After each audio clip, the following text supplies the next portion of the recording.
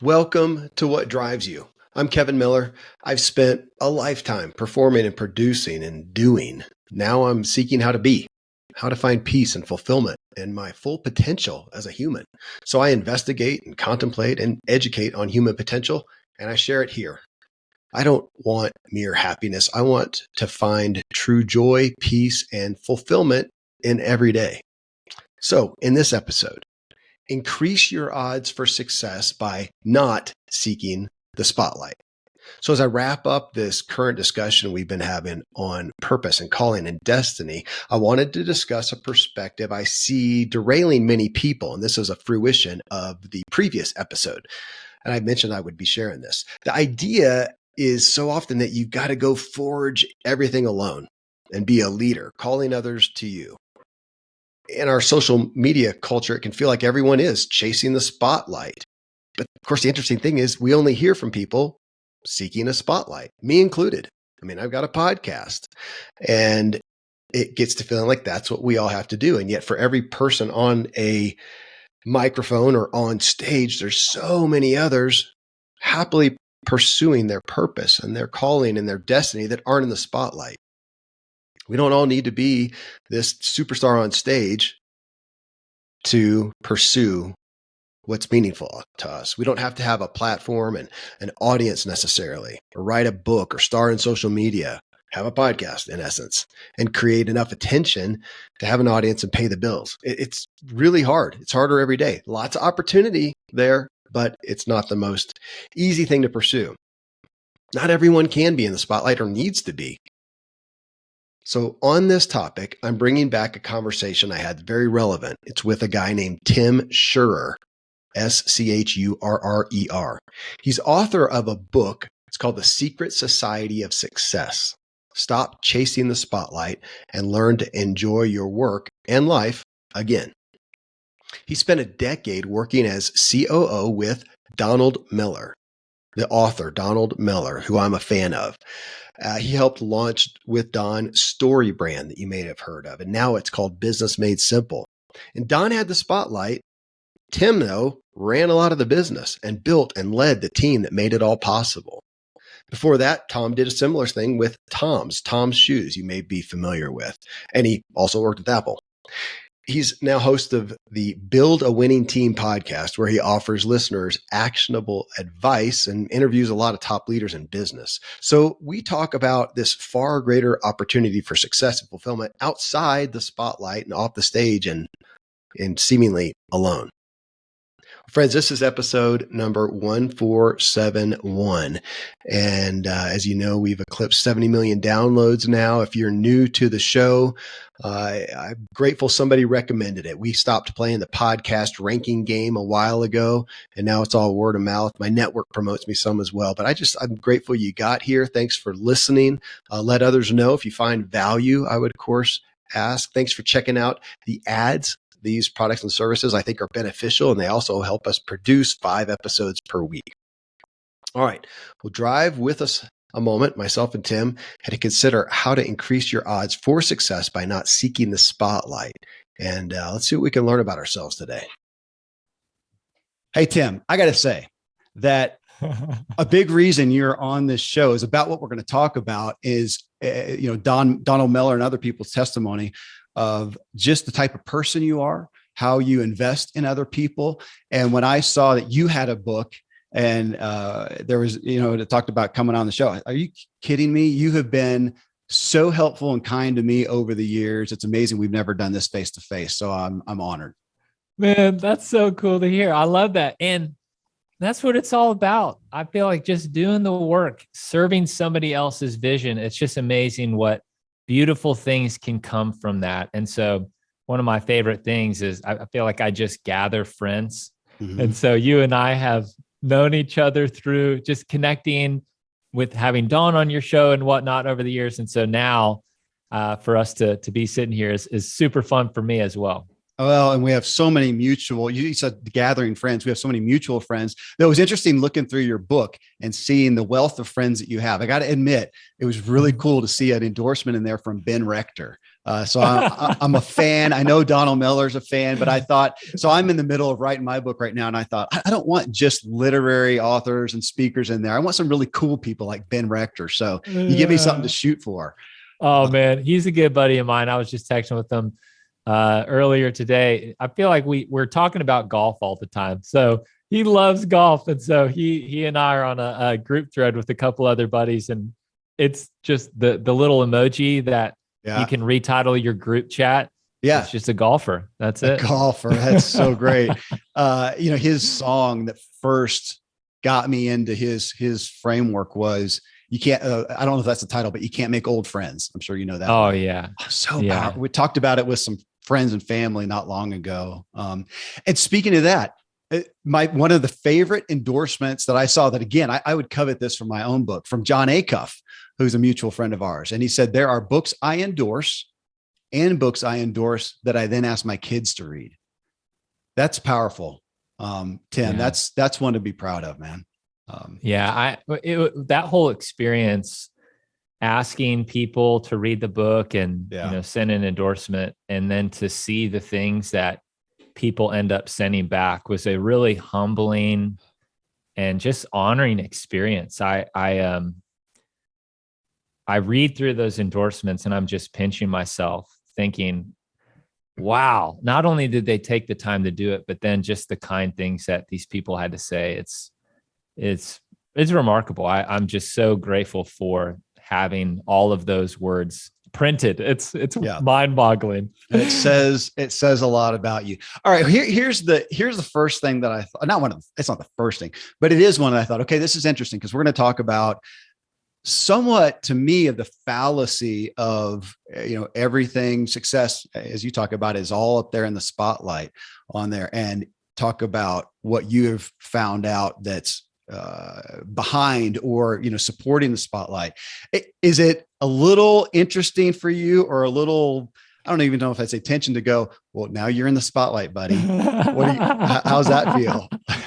Reconcile that one. Yeah. I have known this question was going to be the question from even before I published the book. I figured.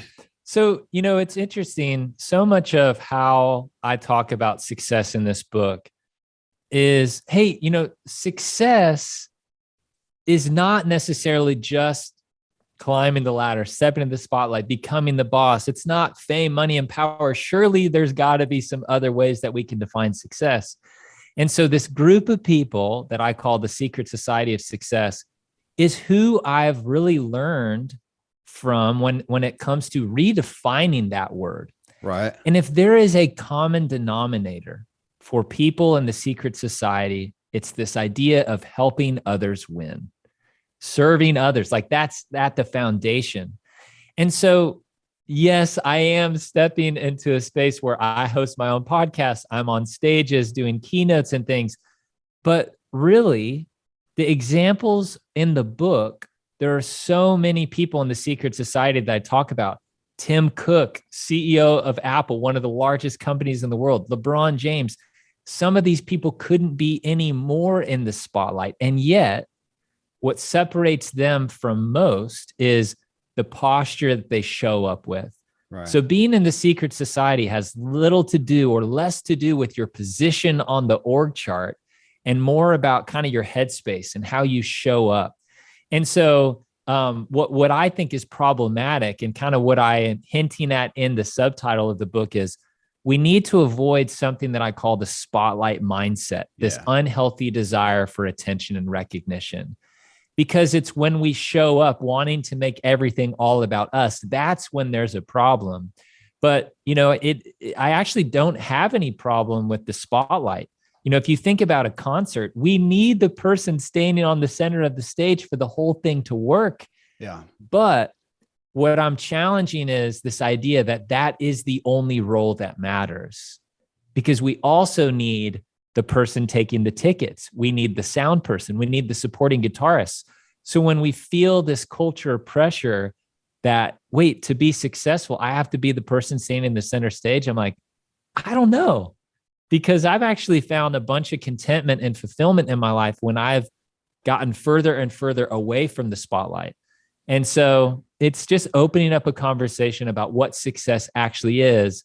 But I will agree, it is a little ironic that in order to start that conversation, I actually have to, in a lot of ways, step out and lead the way in facilitating some of that. Well, I think it brings up a really good point.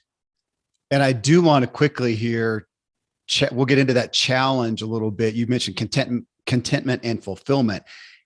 Is that most likely to come from that person up there on the spotlight as opposed to everyone else? I think you've brought kind of that up to mind. I mean, I want to talk about that, but back to the spotlight mindset and our spirit and attitude around that. It's been something that I've struggled with, Tim, which is why I've got you on the show to talk about it, because to some degree, I have not wanted to be the person in the spotlight. And yet, to what you said, I have often found myself with a message and a desire to help others with that. I want to impart it. My coming book came from something I wanted to impart to my children. That's really the impetus. Yeah. And so from that, I don't see another way to do that, but write a book, have a podcast, do that kind of stuff. So in some senses, being a spotlight was a necessary evil. I don't know if it's the thing that I most want. I'd just be happy to be the wizard behind the curtain, but it necessitates that. So I don't know if people look at it that way sometimes, because there is if you got that, that desire to bring forth a message like you are here, it seems there is a need to deal with being in the spotlight to some degree. Yeah. The fact that you're even wrestling with that, to me, just shows that you're in a really healthy headspace, because there is this whole other side of it, which I overhear this girl at an airport talking to her friend, and she says, I want to be famous. And her friend asks, what's your platform going to be? And she just throws her head back and says, I don't even care. Yeah. Right. So there's a whole generation of kids these days that when you ask them what they want to be when they grow up, they want to be YouTube stars. Yeah. These kids want to be famous, So the problem that we're up against is not really with people like you. I think you're actually in a space where you'd be very content being in the background, just doing your work, whether or not you had the spotlight. And then there's some people who are just demanding the attention. And so I think a really important word when I define the spotlight mindset is it's an unhealthy desire for attention and recognition. Right. And when our lives look a lot like striving and, a comparison, and when we're just constantly looking at these various scoreboards and wondering how we measure up against our peers, this is when things can start to be problematic, when we're demanding the attention. But I think when somebody gets attention from just doing things the right way, I love seeing those people win. Ben Rector is a perfect example of that. Here's a guy who, I'm on YouTube I'm on Instagram the other day, he does these videos in the middle of the show where he'll say, Dallas, Texas, 1, 2, 3. And they all throw their hands up and everybody cheers. And you just look at the thousands and thousands and thousands of people.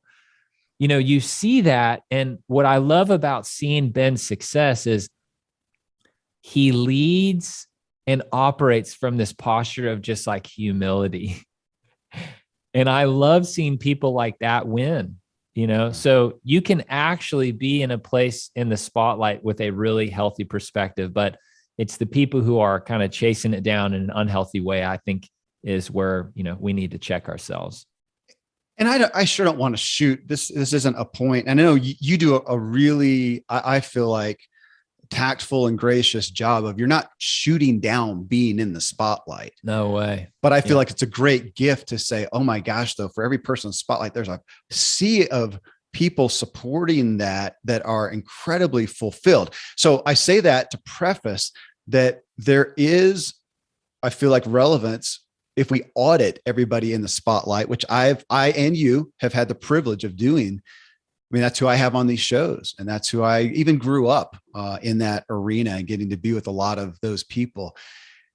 And that's part of what made it not the most desirable thing for me, because I looked at a lot of those and thought, I don't really want that life, the struggle of that, the coping with your own ego, the having to perform like that. So I was at a point in life, I thought, I don't really want that. And I think that's viable for people to look at and go, I don't know that you've really counted the cost of what it takes to be on stage. And I'll pose that question to you, or pondering to you, of, if we look at that, are those people the most, it may be fun, there's some fame, power, some money, accolades, whatever, but are they really the ones statistically, if we did a survey, that are most at peace, most content, most fulfilled?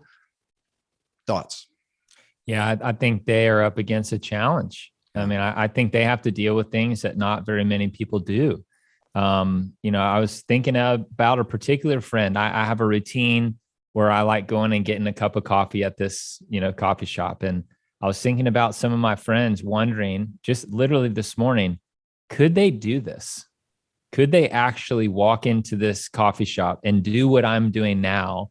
Or would they kind of be hesitant because they might get stopped by several people and almost drilled and grilled and asked for pictures? So there is a level of that's a little tricky. But what I've learned about success is it's some of these people who are in the spotlight have remarkable opportunity to cast a shadow and to show people a different way to live. So leadership comes with great responsibility.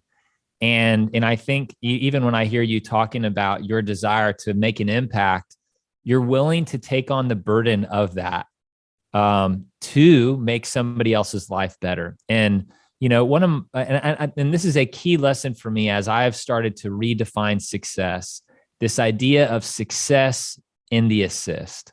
So LeBron James and the Lakers won the NBA Finals in 2020. And what I think is interesting is at the end of that season, LeBron did not win the scoring leader title, which a lot of people would say is the thing that a player like LeBron should want to chase. Michael Jordan won that scoring leader title 10 times, but LeBron didn't in 2020. He wasn't even in the top 5, but LeBron led the league in assists. So the way that he chose to play and ultimately how he and his team won was by him setting other people up to score. And I just love that. Like, what if success is in the assist? What if we as leaders are willing to step into that struggle, but our motivation and our drive is because we're trying to make the lives of somebody else better, right? We're willing to take the hit to impact people in a meaningful way. And, when I was working at StoryBrand, one of the things I did, I hired every single employee. And there was this one day that application came through, and on this person's resume, they had one of my favorite jobs. They had one of my favorite companies listed in a previous job of theirs. And I couldn't wait to ask them what it was like to work at this giant company. And so in the first interview, I'm like, tell me everything. And in talking about their culture, they said, here's the thing. It's a really competitive environment, but nobody there has your back. And I was just so sad hearing that, because in this world that defines success through the lens of getting to the top of the corporate ladder, doing whatever it takes for you to win, I'm learning from LeBron, actually, what if we set other people up to win? Yeah. Because when this person's talking about that culture, nobody there has your back. They said everyone's so interested in their climb, their journey, that they would never do anything that looked like helping somebody else unless it was to serve their own agenda. And I just don't think that's what winning and success looks like. I want to be somebody who is all about the assist. And so when I look to the leaders that I respect the most, that I've been inspired by the most, they operate from that posture of helping other people win and being all about the assist. Okay. So I had that in capital letters from, I don't know what part of your book that it jumped out at me, but just the issue of credit, of wanting credit. And it took me back to, the childhood days or the lifetime days in the church and whatnot. And the idea of, don't let your right hand know what your left hand's doing. And the concept of giving anonymously. And I get it. there's nothing in my nature necessarily that wants to do that. I don't know that I've ever done something that I would not be, I'd be okay with credit. I don't mind credit. And I really know that I like it. I mean, I want to be, even in that, and there's unhealth in that, even amongst my family. I want appreciation. I want affirmation. I want those things that we would say, those should, come from the Lord, come from, people who aren't of that faith, that just come from your own self-confidence. But oh my gosh, we're in a culture that wants credit. And again, what you got me considering, and I'm sure you have considered this a lot, I know you have, is that we're in a credit society in regards to social media. And we got kids wigging out if they make a post and they don't get a bunch of likes, and they don't get this affirmation that everything we're doing, we've never been at a higher place of hoping anything and everything we do, we document it. Yeah. And we get credit for it. And I've gotten caught up in that. I mean, at our level, it makes you money. Yeah. If you have a thought and put it out on social media and get enough hits, you make money. If I do something, if I share X, Y, Z, and we joke a lot about things we could do here on the podcast just to get more downloads that we would not do, but you want credit. And so here we are saying not to take credit. Do you agree? Do you see that we may be at a place where it's harder to conceive of that than ever, or we're being drawn away from or drawn towards the need for credit more than ever? Yeah. There's this plaque that sat on Ronald Reagan's desk when he was president. And it says, "There is no limit to what a man can do or where he can go if he doesn't mind who gets the credit." Oh, wow. And I bought a replica of the plaque. It sits on my bookshelf right here. I see because I need that reminder every day. Wow. Wow. Because I think for us to want recognition or want credit is just being human. Like, we want to know that we matter. So there is just a very natural human thing in us that just wants people to know that we are valued and appreciated and seen. But when it starts to get unhealthy is when we start to demand it. When we do it for the sake of getting the recognition or for the sake of getting the credit. And so, one of my favorite memories was one of my favorite memories working with Dawn and StoryBrand, which I did for almost a decade. It's crazy. A decade flies by. Mm-hmm. So Dawn released a book called Scary Close in 2015. And about 10 days after a book comes out is when you find out if it makes bestseller lists. So Dawn gets a phone call while he's at the office, and it's from the publisher. We knew this was the call where, he'd find out. So he hangs up the phone, lifts his hands in the air. He says, "We hit number 5 on the New York Times," which is the highest any of his books had ever been on that list. So we high five, we hug, and then something really beautiful happens.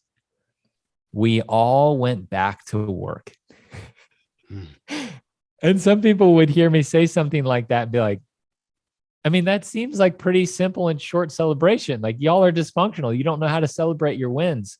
And it's one of my favorite memories, though, because I just look at it as a group of people. We built a culture where we were content doing the work and didn't mind if we got the accolade for doing the work or not.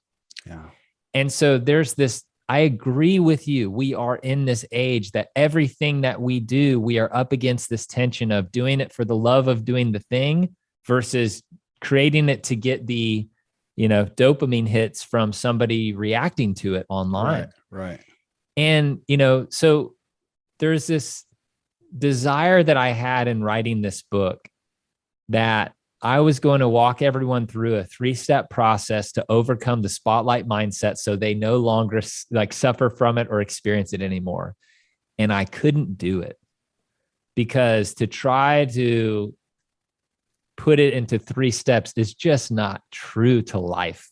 Yeah. The reality is this is not a problem to solve. It's a tension to manage. And I have a friend who wrote this book called The Power of Healthy Tension. And he's the one that I learned that idea of you don't solve problems. It's like some of the stuff that we deal with in life, they're tensions to manage.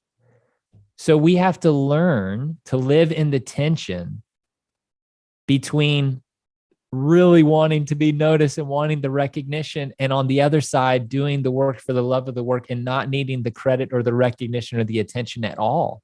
And the reality is we just live in the center probably where we're up against this decision where we either step in the direction of unhealth or we step towards living in the way of the secret society. So I agree, this is a problem, but it is a tension that we have to learn to manage.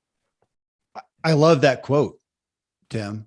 You just took me in 100 different directions, or maybe just one as an umbrella issue that I see in our culture right now. You said a problem to solve instead of a tension to manage, that we're in a, black and white, right or wrong, I'm right, you're wrong culture, instead of a, as my buddy would say, the bother. And you say the tension, yeah. And yeah, I still don't like the gray, but that's relevant. Our brains as well. want the solution. It wants the black and white, and we're just not going to get it. It's like, so every day I fill out a gratitude journal. Yep. And I'll just tell you, as we're on this topic, this is very fresh. Okay. So I have some moles that are annihilating my yard right now, and it is so frustrating. Okay. Yeah. And so I post this video on Instagram and it gets a bunch of views, people commenting about my mole problem and what I can do to solve it. Right. So then I create another video. I'm just building on this narrative. Right. And it's fun, but it also is getting a lot of views and plays. And, as I think about my day yesterday, I just didn't like when I got to the end of the day, I felt like I was thinking more about the content that I was going to create to post online than I was being present with my family after work yesterday. Yeah. And so one of the things I fill out, it's called the 5-minute journal, and you write down 3 things you're grateful for, but then, it also asks, what are 3 things, what would make today great? And you write 3 things. And on this list, I wrote family over Instagram, because this is a tension that I am learning to manage. Because yes, there is this, I'm trying to build a business and all of that. And this is content that for some reason people think is interesting around moles. But I also, when I ask myself, like, what do you value most? Because yesterday I seemed to value Instagram over my family.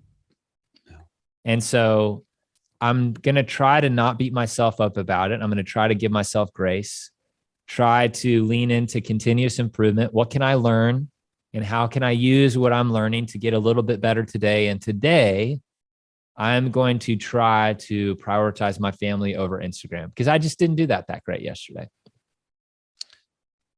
Tim, a couple of days ago, I confessed, it was to my membership group. And one of them said something along the lines of what you're talking about. And I confessed of realizing days ago that I was sitting there in front of the computer with all my book stuff up. And my primary motive in the moment was finishing the book. Doesn't sound bad. Didn't seem bad to me. But they give me pause to step back again and look at my motive. I'm sitting here trying to finish the book, or am I sitting here trying to, again, just what I said a minute ago, this is something I wanted to impart to my children. It mattered enough to me on a Saturday morning, and I know the date, to start what became this book, and was an epiphany to me to some degree, and something I wanted to impart to them. And then I wanted to broaden that, and I wanted to bring it here. And getting caught up in and this comes back to your mindset, the spotlight mindset of what is the motive and the spirit behind it. But again, just as you said, it's a tension to manage, because here you also said, I mean, it does help if you have this message. So here I'm holding your book in front of anybody looking at the video, the Secret Society of Success. So now you have it here. If you want to influence and impact more people with a message you feel has benefit, then there is benefit in going out there and playing the game, in essence, of getting, sharing your mole incident, because it helps people understand who you are, to trust you, to align with you, and they may be more interested in getting the book, which you feel like probably will help them. That's why you wrote the book, and hopefully they'll share it with somebody else. And so there we have that tension of having the mindset right, the motive right, and also being at peace. And I'm saying this for myself, Tim, and then also being at peace with, okay, there are some things we're going to do that just are good business decisions, which you have done so well in your time, in your work in the past, decade and before, balancing those. But I don't think the majority of us, me included, are great at finding the peace and balance between those two. And what I'm hoping is that when I talk about things like the spotlight mindset, I heard a guy named Tom House say, problem identification is half the solution. Okay. So we have to know, and I'm trying to put language around what we're even up against, because so many of us are dealing with the spotlight mindset. We don't even know it. Yeah. We don't realize that we're prioritizing one thing over another necessarily. So what I'm trying to do is, I heard somebody use this phrase, prehab. Like I'm trying to get out ahead of something before it becomes this big problem. And so, I'm sure Michael Hyatt. Yeah. So Michael was given the opportunity, this is a long time ago, an opportunity to run a division at a publishing company.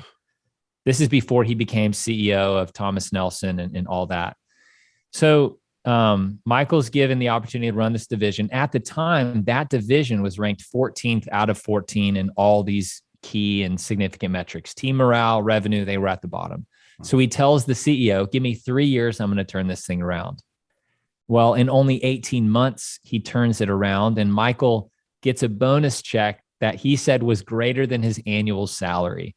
Wow. I mean, he was pumped. He couldn't wait to get home and tell his wife about it. His wife was his biggest fan. He knew she'd be thrilled. But then the conversation he has with his wife when he gets home was very different from the one he was expecting. And it starts with her saying, we need to talk, which is not a great start. Mm-hmm. She then, with tears in her eyes, she says, your 5 daughters need you now more than ever before. Mm. And in fact, I feel like a single parent. So here Michael was having all the success that he could imagine, turning this business around, taking it to number 1 with revenue and team morale, doing all the things right. And yet relationships with the people that mattered most to him were suffering because of it. Yeah. So Michael, just to close the loop on his story and the journey that he's been on over the last several years, he wrote a book called Win at Work and Succeed at Life. Yeah. So Michael calls this the double win. How he defines success is very different from the way that he used to define success. So what I'm trying to do is prehab. I'm trying to get out ahead of, here's the things that I'm wrestling with now, the tension that I'm trying to do a better job managing, so that I don't have to have a moment like Michael had when my wife sits me down and says, we need to talk, right? So I'm trying to put language to, we have a dysfunctional view of what success is. And if we don't learn to clarify it, we actually may be heading down a very gnarly path. So how can I actually just cause people to stop and realize what we're up against so that we can choose a different path? And so what's crazy is if I were to ask somebody, success is, and have them fill in the blank, I think that a lot of people may say something. It's YouTube. They would. I feel like a lot of people may actually struggle with that answer. And I would also say that the way that they're living and the way that they would define that likely are going to be very different. Yeah. So they may not write in money, fame, power, climbing the ladder, but then you look at their lives and it's almost like their life is set up in a way that it's as though they were chasing those things. Yeah. So we just need to get really clear on our answer. Success is, so identify that and then line up your life to where it is actually, you're living in that way, that new way.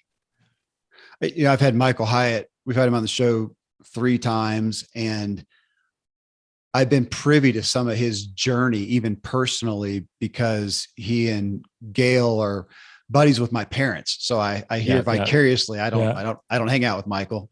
But it has been interesting to see some of that and how he's managed that and curated what he has. And you bring me to thinking again about the other side. We mentioned this before, but something you said I want to come back over, that with all these things that we're talking about, with the I almost want to say the danger of that can go along with the spotlight, is the other side of that I have witnessed, and it's grieved me a bit, and I bet you have a lot too, is having somebody who has something that you so want the world to hear.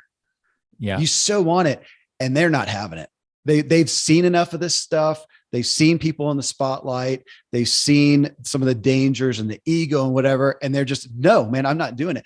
And I've looked at that and go, I don't like that either. You mentioned the word responsibility or burden of doing that there are some people where I've gotten even angry. I said, you know what, you have to deal with your ego, but you're robbing everybody of this thing that you've got to offer. And I have a big heart for that as well on that side. And I think again, both we can throw the baby out with the bathwater, and we're back to the polarization, like you talked about, black and white instead of the tension of saying, man, those things are real, but watch out, just shooting down this gift you have to offer because you have just boycotted the negatives that you have seen about the spotlight. It's interesting because a few thoughts are coming up for me as you're saying that, because I don't know, every single person will have a different reaction to that predicament that you're describing. If someone truly is just afraid, that's a thing to dig into and figure out. It's like, hey, how can we push through the fear to actually get this really important message out there? But here's another one. So I just believe that you don't need a stage to make an impact. And I think that there's a lie that a lot of people believe, which is to really be impactful, you need to touch hundreds, if not thousands or tens of thousands of lives. And yet the people that I've been inspired by the most, they've just been able to impact one life at a time.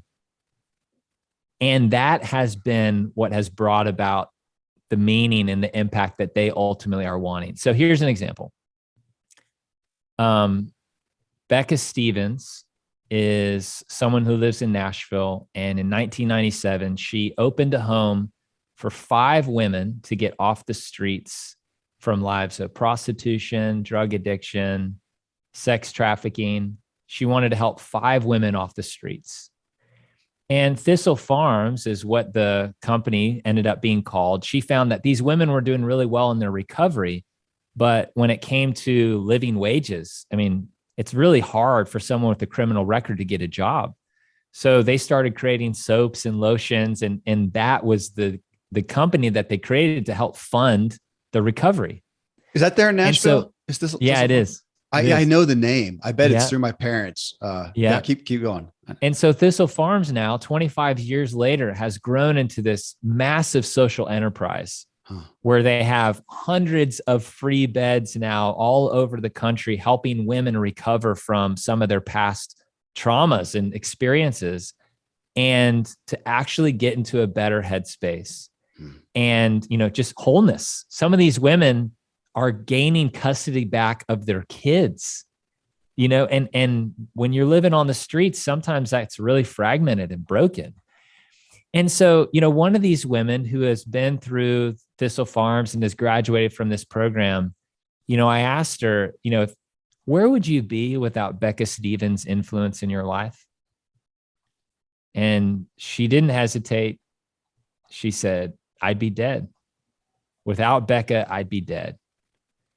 And so there's so many people that look at impact as, okay, if I really want to do this right, I need to go out there and make this big splash. But what I've learned from Becca, and even people like Blake Mycoskie, one life at a time. Like, what if that was our motivation? What if we set out to impact one person's life at a time? And if over the course of time that accumulates and grows and you do have a big impact, fantastic.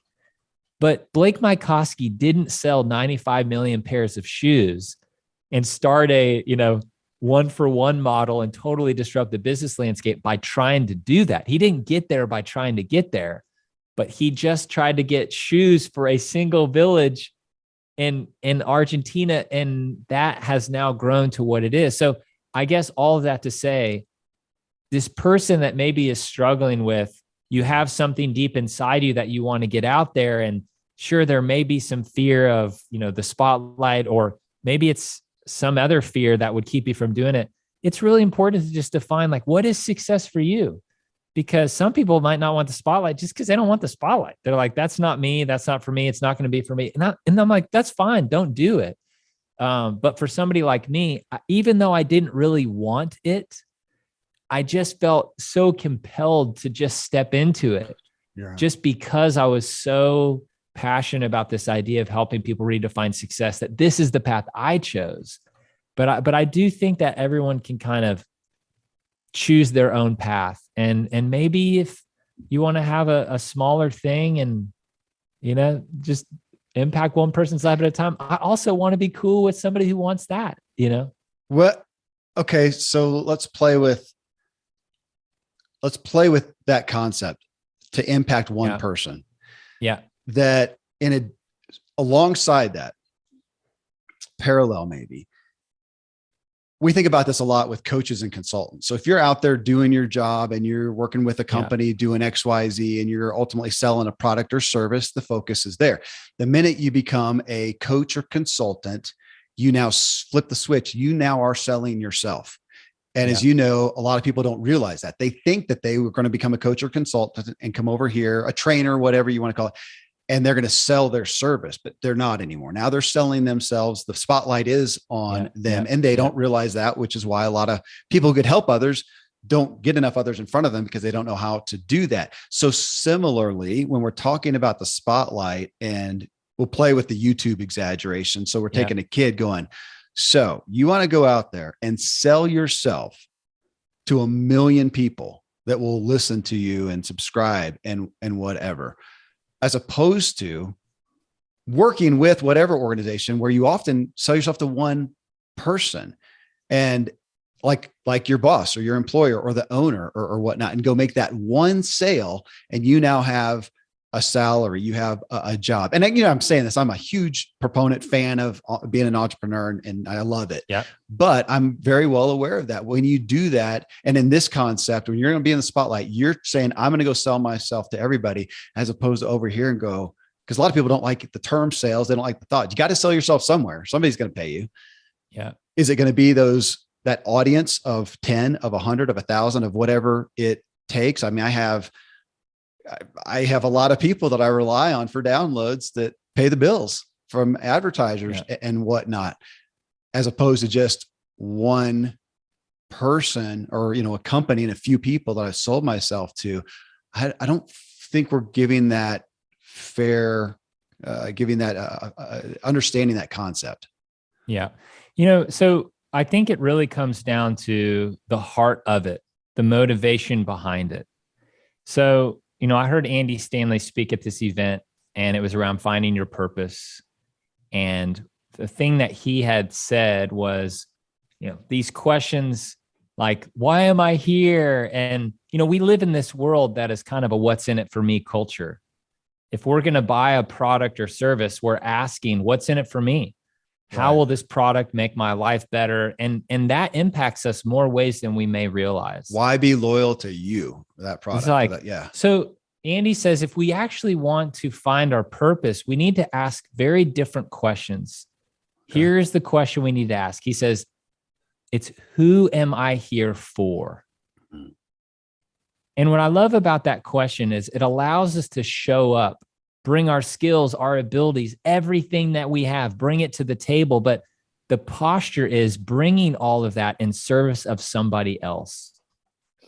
And, as you're talking about this idea of, building a brand around you and, all that, one thing we used to talk about at StoryBrand is your company is not the hero.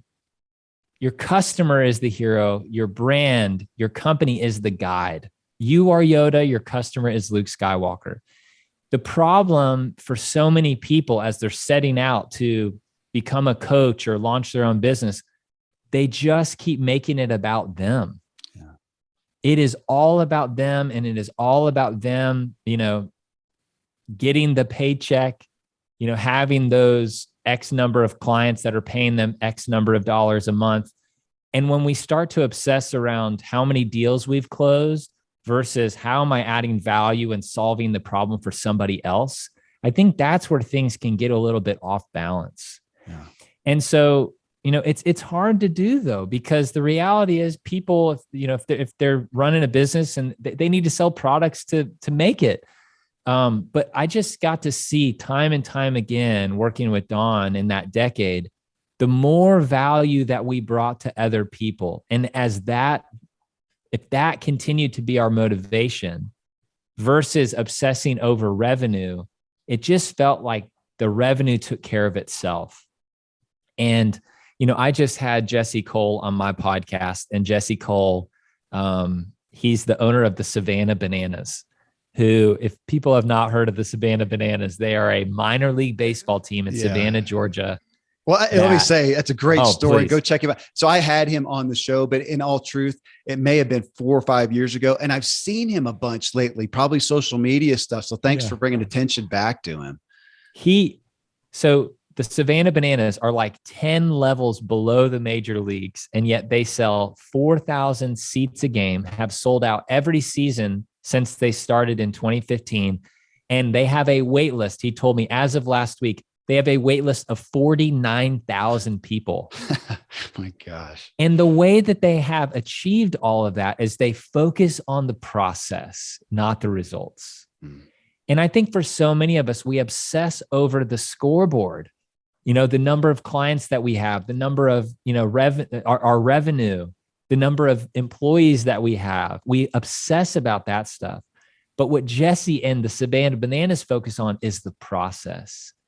They are all about creating an incredible experience for their fans. That is how they spend their time. All of their ideas run through that filter of fans first. And so what's cool is the money has taken care of itself. But I think that is a challenging thing to do, especially if you're strapped for cash, right? Like that is hard. But, I heard somebody say your core values are only your core values if they cost you something. Yeah. So if your core value is to provide an incredible experience for your customers, there's probably going to be moments when that's challenged. Are you going to lean into that and go all in on that, experience? Or are you going to start nickel and diming because you're more interested in the bottom line? Yeah. So I just think, to kind of come all the way back around, I really do feel like it just comes from our motivation and the heart behind why we're doing things. And I just want to be somebody who's more interested, somebody who defines success as the process, not the result, even though it's another tension to manage. Another tension to manage. Well, a primary part of your message, and we haven't even talked on it, is team. Building a winning team. I mean, that's what, Donald Miller, I think in the book somewhere, said Tim made people feel appreciated and valued and recognized for what they contribute. So obviously we've talked a lot about the value of other people saying, okay, I mean, maybe the spotlight's not the place to be. Well, let's look at the opportunities in the team. But what about that team? Because we often have people who have been a part of teams that were not life-giving. They did not feel appreciated and valued and recognized. Yeah. And we have people we have a lot in this audience listening who are business owners, and they hear that and they're not doing a good job at it. Yeah. But they're not good at it either. And I'm interested in that with you, because Tim, I'm not a great team player or builder. It's not a great skill set of mine. And I've spent time struggling with that, and I need to get better with that. And I don't want to cop out on that, but kind of like personality styles. I have some other great skills. Building a team is not great. I mean, I've got a huge family, and you got me thinking about that. Am I a great team builder? I don't think that I am. I mean, we have a great time and great relationships, but as far as a team that's all together on one, focus, that's not a skill set I have there. And I don't in my business either. And what I've been veering more towards is saying, I need to engage with people like you to help me build a team, or can help make a team flourish. And I almost wanted to take, especially for business owners in mind, to say, look, you need this to flourish, but it may not be your skill set. And maybe that's not an area you need to grow in. You need to get somebody involved who does it. Maybe that's what you and Donald did. I don't know if that's his skill. It seems like you did that for him, but maybe speak to that a little bit on the team side. Yeah, I think for a team, we're to staff our own liabilities. That's the reality is we are all not perfect. We have our strengths, you gotta say but we also have our liabilities. You can't just go past that. Say that statement again. Say it. Yeah. We have to staff our liabilities. So a team is at its best when everyone is playing their part, doing what they do best, operating out of their strengths and using their superpower. And then maybe in some of the other areas where they're not so strong, you hire somebody to own that. So when it comes to building a team, I really love this idea of everyone feeling like they matter. Yeah. And like everyone showing up counts. That concert example, we need the person standing in the center of the stage. We also need the person running the spotlight, the person playing drums, the usher. There is no one role that is best. Everyone needs to play their part for the whole thing to work, right? And so what I have been so passionate about is that idea of recognition. Yeah. And I've learned a lot from this guy named David Novak. And David is the former CEO of Yum Brands, which is the parent corporation for Taco Bell, Pizza Hut, and KFC. So David grew that business in his tenure as CEO, grew the business from $4 billion to $32 billion. Wow. And so many people look at that and they're like, how did you do it? And David did it by creating a culture of recognition where they valued everyone's contribution. And so he knows as a leader, he is casting a shadow. People often become an iteration of what they are seeing in their leaders. And so what David would do, he created a recognition award. And hey, Yeah. So this is, if anybody's watching this on video, you can see it, but I'll try to describe it. Imagine a giant pair of smiling teeth with, 2 legs popping out of it. And he called it his walk the talk teeth. Wow. And it had Yum here at the top. And so what David would do is when he saw someone exhibiting the behaviors that he knew would drive the business, he would recognize them. So he would give them one of these awards. He'd write their name on it and write what they did. And then he'd say, hey, I'm going to take a picture with you. I'll send you a copy of it as well. But what I'm going to do is I'm going to take your picture and put it on the wall in my office because I want to show people that you're the kind of person who's really making things happen around here. So Kevin, he filled up all of the space on his walls that he started putting these pictures on the ceiling. And so it's just amazing what can happen when people feel seen and they feel valued. And there's this quote from Oprah that I actually love. And here we go. I'm going to find it. I put it right at the beginning of the book. At the beginning of chapter 5, it says, we all want to be seen. We all want to know that we matter. And the most you can ever do for somebody is to show up and allow them to know that they have been seen and heard by you. And so the reality is a lot of leaders are just like, how you would describe yourself. They don't necessarily feel good at that team stuff. And a lot of people are just so busy. They're not taking time to recognize their teams. And I heard about this study where they asked leaders, do you frequently recognize your employees for their contributions? And 80% of these leaders said yes. And then they asked their direct reports, do your leaders frequently recognize you? Yeah. and 20% of them said yes. So Dan Heath in his book, The Power of Moments, calls that the recognition gap. Wow. And so the reality is recognition doesn't have to be this massive thing. Even just you reaching out to one of your team members and saying, man, you coordinate all of the details for these podcast guests. And it's remarkable. I have no idea how you do it, but people always show up when they need to with the information that they need. I just can't thank you enough for what you do. Wow. I mean, it's like, what's that take? 10 seconds? Yeah. But yet I think for so many of us, it's just got to be a new thing that we just have to learn to have our antenna up and just look for those moments, because especially when leaders do this for their teams, I just think it makes a massive impact. And, Don has done some incredible, things in the past and just recognizing me for my work. And I have some of these just handwritten notes saved that I'll never throw away.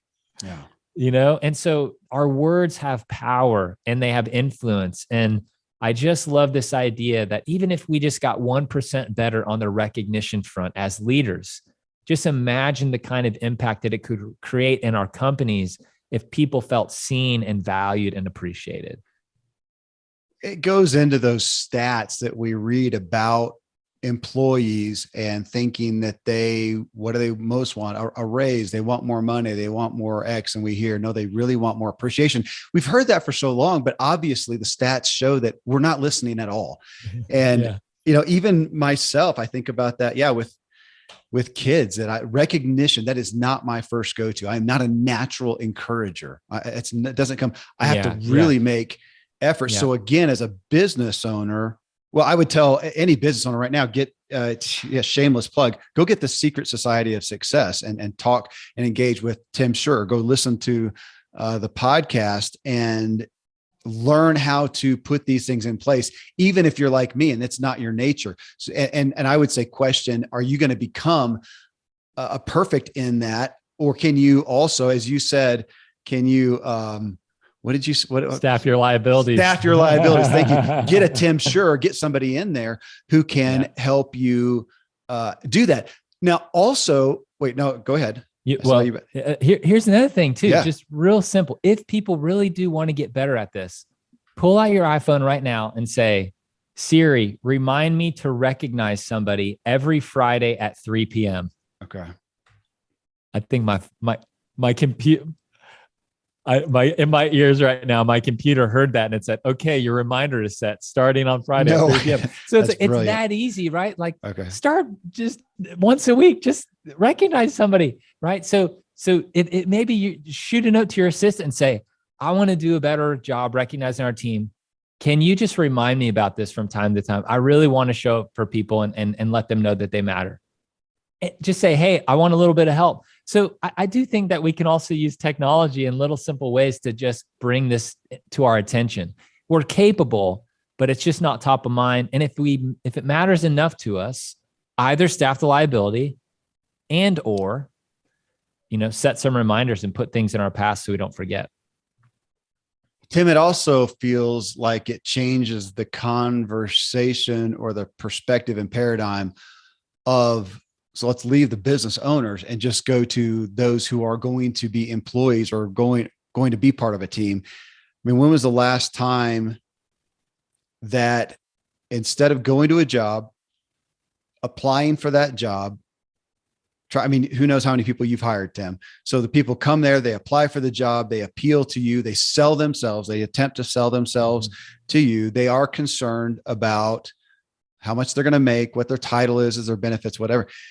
But do they think about, if they were aware of, okay, the thing that's going to matter to me most in 30, 60, 90, 120 days is how appreciated I feel. How can I audit the company for that? Which I think is why we have entities, platforms like Glassdoor to go see what do the employees actually say. Because my thought is, oh my gosh, if I was going to go meet Kevin Miller and join some company somewhere, that I would request to interview some of the employees and hear from the horse's mouth and say, what is this place like? Am I going to be appreciated? And they say, oh my gosh, Donald and Tim make you feel like royalty. And I say, man, I'm in. Or they hear like, man, you're going to get great benefits at a company Porsche, but you're going to feel like dirt. That's not part of the equation as far as I know. You? Yeah. Well, one thing that I love to do is give people a clear picture of what they're stepping into. So in all these interviews, I'm saying, hey, here's the reality. I'm interviewing you. You are also interviewing me. Yeah. Because at the end of the day, if this is a win for me and it's not a win for you, we both lose. Yeah. So I want to tell you everything that I can about our rhythms, our routines, the culture, because you're stepping into a thing, and I'm going to try to do my best to give you a clear picture of the whole thing. So I would talk about, we do shout outs at the end of staff meetings where we're regularly recognizing the work that may otherwise go unseen, unnoticed, unappreciated, unrecognized. So we just take a few minutes at the end of every staff meeting and, leave some space for shout outs. And I also talk about how we would do quarterly performance reviews where we're every quarter having a conversation around expectations. Here's the 5 things that we set out at the beginning of the quarter as your priorities. And then you're going to do a self-review and evaluate, did you, exceed expectations, meet expectations, or did you not meet expectations? And we're going to create opportunities every quarter to have a conversation like that. And what I found is in our quarterly performance reviews, most often it's us just giving people feedback on the work that they've been doing to really move the business forward. So when I'm able to tell people about those things as a part of the culture that we are creating, I do think that people get a clear picture of what it was like to work for us. And in a lot of ways, it's a competitive advantage because you're right. A lot of companies are meeting with their employees once a year at the annual performance review. And, that they are in cultures where they're not recognized for their work. And, it was a thing that we did. And so we talked about it. Well, and you got even the aspect of a performance review. I have been privileged with information that's caused me to address that differently with my children specifically. Wow, yeah. And going from a performance and achievement based accolades to an affirmation of who they are. So instead of taking my kid and going, oh my gosh, you rock because you won yet another, cross country race, and saying, buddy, I am so proud of your effort. I'm so proud of your courage to show up. I know it's a lot of this was a real thing. It's a lot of pressure to feel like, because you have been winning, that you have to continue to. And he was really struggling with that. And it really caused me to, man, I've got to step back. The pressure he's feeling is not good. And just say, I love you for your effort. And I love you just as much if you get 10th. We would even joke, dude, today, try to take the pressure off. Today, I want you to get 11th place. That'd be awesome. Just get 11th place. Hey, Dad, whatever.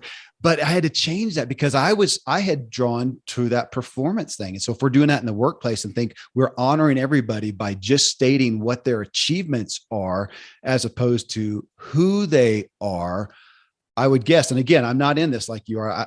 I would assume that that's pretty significant and pretty missed. So we talked about John Acuff a little bit ago. He has that book, Soundtracks. Right. And it's about these messages, these things that we tell ourselves. And, I'm hearing you say, I'm not good at this. I'm not good at this.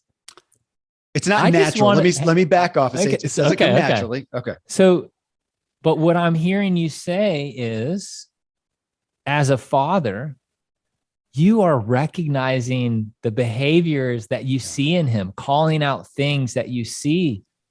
You are recognizing and building a team, your family, right? And so I think that's such a beautiful example of what that really can look like. What are the behaviors that we want to call out? What are the things that we want to remind each other of that truly matter? And, I actually love that story because that's it. That's what recognition is all about. It's like, hey, we're not going to get caught up in these funky scoreboards. Effort. I want to see effort. And when I see the effort, I'm going to just shower you with praise because that's the stuff that matters. And, you know, what David Novak would do, it's just that same conversation in the workplace. You know, it's, man, the way that you put the customer first and really empathize with them is exceptional. That's everything that we want to do in this business. Incredible job. So I feel like you're actually, you're doing a great job of it with your family. And, you know, when you really boil it down, it's probably the team that matters the most to be succeeding at that with. Agreed. Tim, I'm going to circle right back up where we started and agree with John Acuff. I understand why he gave the endorsement in your book that he did, saying that there are books I endorse and books I endorse that I then ask my kids to read, because this is powerful for anyone, but even with them. What do you want to do? Who do you want to serve, as you said earlier, and how do you want to do it? Being a YouTuber is not the only way. Being in the spotlight, which gets all the credit, all the focus, is not the way. There's a secret society of success. So that's why you're here on the show, man. What a gift. Thank you for giving me a lot to ponder. I'm so honored to share it with everybody else. And I'll leave you with this, because it is a quote for me that is a North Star.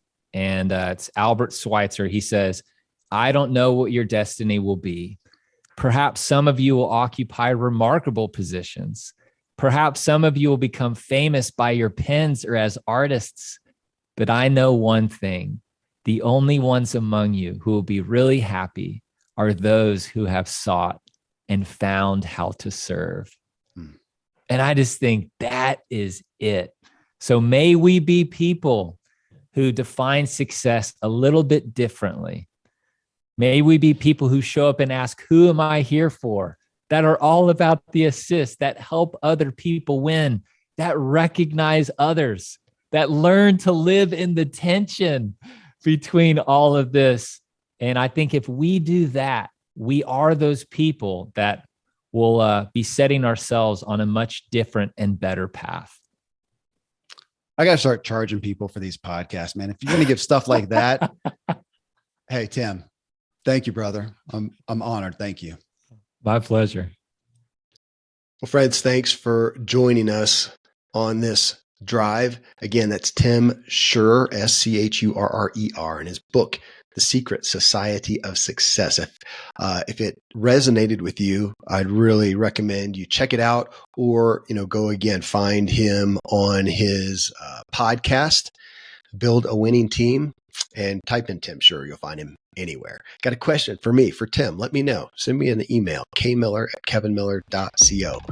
And until the next episode, I hope this one helped you drive further, and most of all, enjoy your ride.